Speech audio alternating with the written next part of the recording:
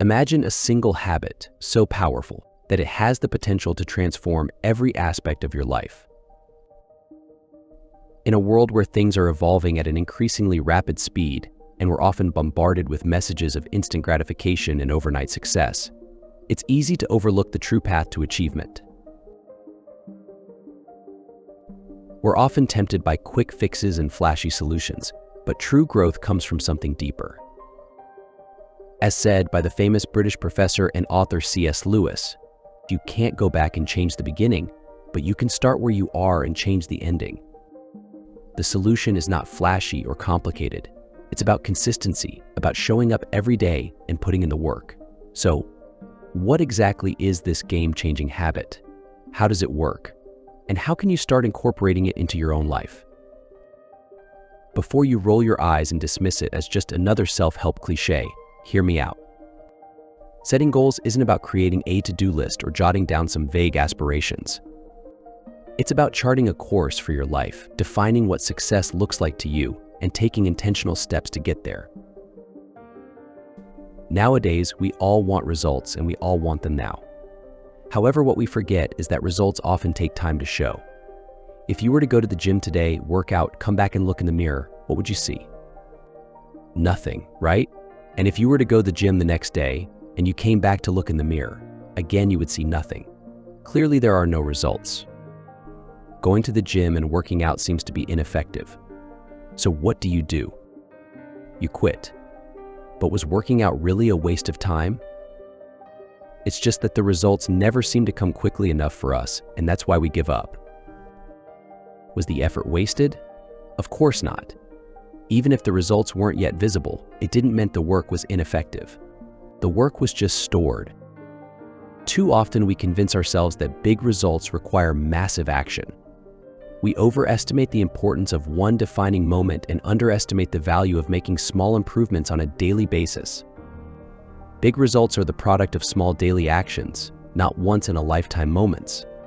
The implementation of small and consistent changes that accumulate over time to produce significant results, concept also known as aggregation of marginal gains, suggests that focusing on tiny improvements in various areas can lead to remarkable progress. Applied to goal achievement, it entails breaking down larger goals into smaller manageable tasks and consistently taking action towards them. As Charles Duhigg, author of The Power of Habit, eloquently states, champions don't do extraordinary things. They do ordinary things, but they do them without thinking, too fast for the other team to react. They follow the habits they've learned. Indeed, setting goals is not about grand gestures or monumental leaps. It's about cultivating daily habits that align with our aspirations. James Clear, in his book Atomic Habits, further emphasizes the transformative power of setting goals. He writes, "You do not rise to the level of your goals. You fall to the level of your systems." This underscores the importance of not only setting goals, but also establishing systems and process that support their achievement.